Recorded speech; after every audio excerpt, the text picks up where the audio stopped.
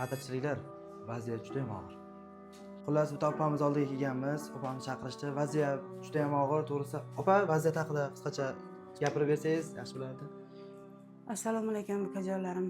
Xush kelibsizlar, yaxshi kelibsizlar. Sizlarga biz muhtoj edik. Qancha kundan beri shu kelishlaringni kutib turgandik. Mana bizlarda avariya bo'lganimizga rosa 1 oy bo'ldi. 1 oydan beri bizni hech kim so'ramadi. Ana 2 bolamni bosh chanoqlari avariyadan sinib ketdi. Juda qiyin ahvolda qoldi. Qizimda 2 sonidan bag'i mana tizzadan son mana bergacha uchagacha suyaklari ushvalib ketgan mayda bu.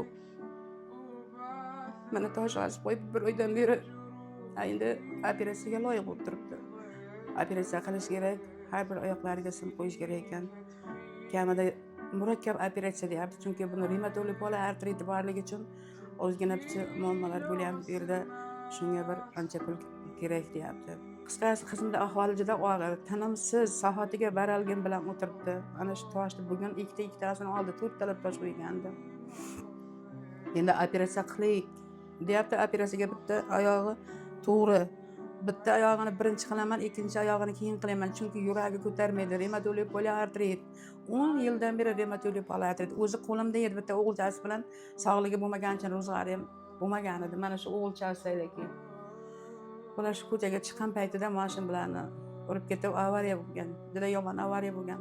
Bolalar uchib ketgan skuterlardan. O'zlarining dori-darmoni uchun chiqqan bo'lgan qizim juda ahvoli qiyin. Hozir 40 million, uchoviga bir 50 million ketadi deyapti.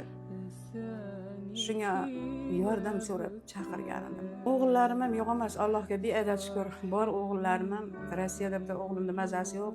Xotirasini ozroq yo'qotib qo'ygan. O'shani davolatib yotibdi. Bitta o'g'lim ham kelib, mana kelib turma aptekaga salkam $1000 to'ladi hozir. Bular ham chasni ishlaydi, uncha pulni yetkazolmaydi, qiyin. Shu insonlarga yordam qilsa, shu bolalarimni shu yerdan yurib chiqartirsin. Mendan boshqa armonim yo'q-da. Istaroman yaxshi chiqarsin.